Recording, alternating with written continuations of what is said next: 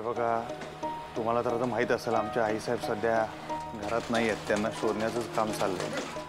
तर माझी तुम्हाला एकच विनंती आहे, तुम्हाला त्यांच्याविषयी काही माहिती असेल किंवा तुमच्या मैत्रिणींना वगैरे त्यांचा काही फोन झाला असेल, तुमचा स्वतःचा कोणत्याही प्रकारचा संपर्क जर आला असेल ना त्यांच्याशी, तर तुम्ही कृपा करून आम्हाला सांगा.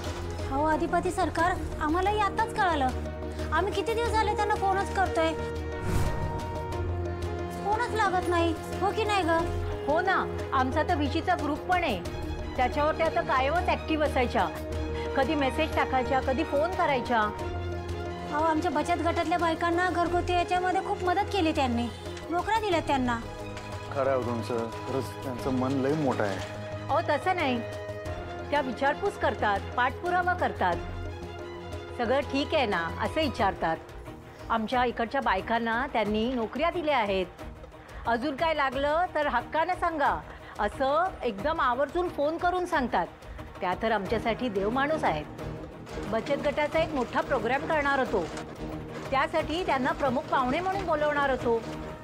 त्याच्यासाठी त्यांना फोनही केला, पण त्यांचा फोन लागेना. मग आम्हीच तुम्हाला विचारायला येणार होतो की थोरल्या सरकारांना फोन का नाही लागत आहे. तर विचार करा आमची काय अवस्था असेल. मी तर म्हणजे त्यांचं दर्शन घेतल्याशिवाय माझा दिवस सुरू व्हायचा नाही. तर तुम्हाला असं वाटतं तर माझं काय हाल झालं असेल तुम्ही फक्त विचार करा. खरंय हो, आता आम्ही 1-2 दिवसातच घरी येणार होतो त्यांना आमंत्रण द्यायला, पण त्यांना कॉल केला पण त्यांचा फोन सुद्धा लागत नाहीये. मग हे करण्यासाठी आम्ही तुम्हाला भेटायला आलेलो. काय झालं, मालकीबाईचा फोन का नाही लागत आहे? काय ठाव ठिकाणच नाही आहे तर त्यांचा. असं काय झालं, अचानक का गेल्या त्या? गेल्यात एवढं खरं,